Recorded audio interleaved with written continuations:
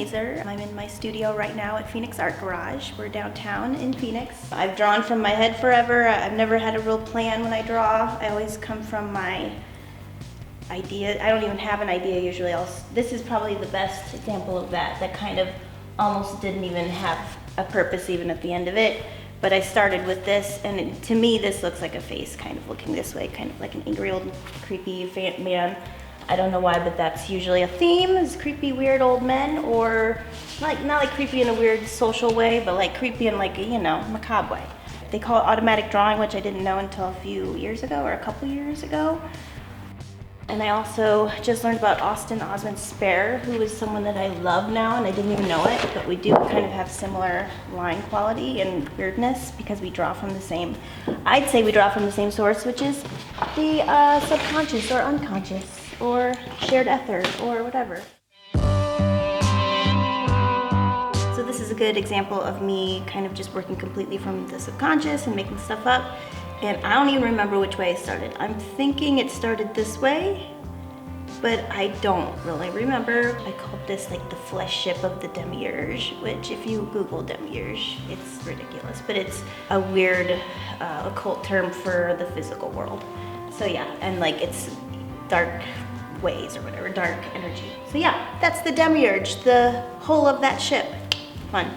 Here's another example of that automatic drawing style where I just come from my head and then an image emerges from its own line and whatever my brain is telling it to do.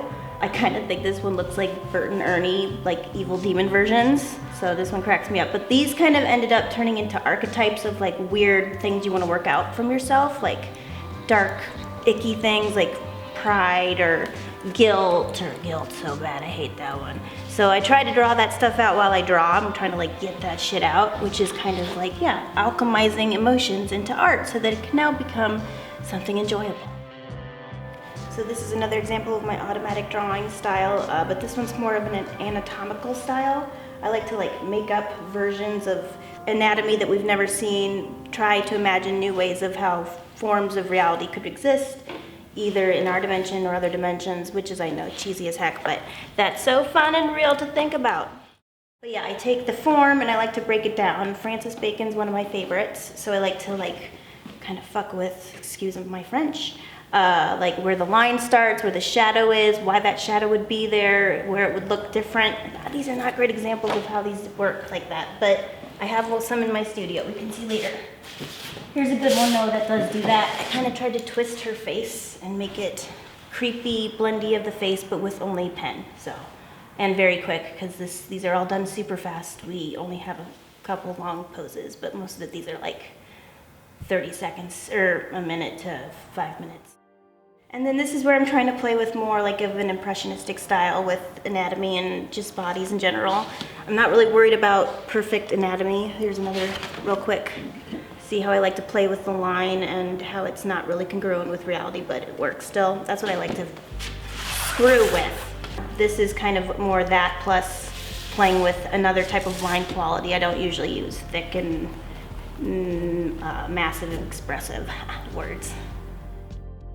This is a very important family totem to me and my Milligan clan, the owl. And also these, the fox and the raven. The Raven Haven is my grandma Judy's house, so this is going to her later. So these are actually the outcome from a Jesse Reno workshop, which I highly recommend. He'll love it that I said that, I think. But it's true, it's really fun and it really helped. This helped me loosen up and take my illustration into painting a lot easier. It's really hard to do if you're an illustrator and you've tried to do big paintings, you know how ridiculously hard it is to break from like, so this did that. So this is called the Hierophant of the Hard Facts. I don't know why, that's just what it seems like that to me.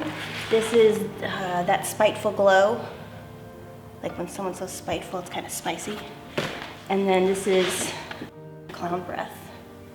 Because gross, right? Yeah, you want that in your living room. Clown breath. You don't see it? Okay, yeah. So this was done quickly, about 20 minutes. I mean, I refined it later, but this was done during live model figure drawing. And I think it's kind of a fun exploration into painting and illustration at the same time and playing with form. This one I really like because it's kind of a mix of illustration and a lot of media, different lines, and not just cartoony, but not just bright. And that's getting there. It's not perfect from what I'm trying to do next, but yeah. Everything's still made up as we're going. It's all in the brain, and I just kind of go and keep forming with different media till I get an image that I feel like it's done. That's my method. But so this one ended up being, to me, you know when you see shadow figures when you're like up too late or been up for too long, or something that's wrong with your psyche and you're seeing shadow figures and you're definitely absolutely really seeing them. I've come up with the idea that they could be actual existing entities, and how they would work is when they do get a shadow flash or a light flashed on them, they would have the opposite of a shadow. They would have strange, like spectral light that we wouldn't even understand that when we're seeing it. So I'm not like solving any mysteries. If you see shadow people, I'm sorry, but I just found out that they have like light shadows. This is just me painting and being weird, and that's the narrative I made up for it. So yeah, this is called Synapse Maps. I just kind of made it up as I go also. Kind of a map of the synapse in your brain, how they connect. Nothing scientific about it at all, just me making it up as I go, but liking it, and then at the end, I made it make sense with this weird little face. So, yep.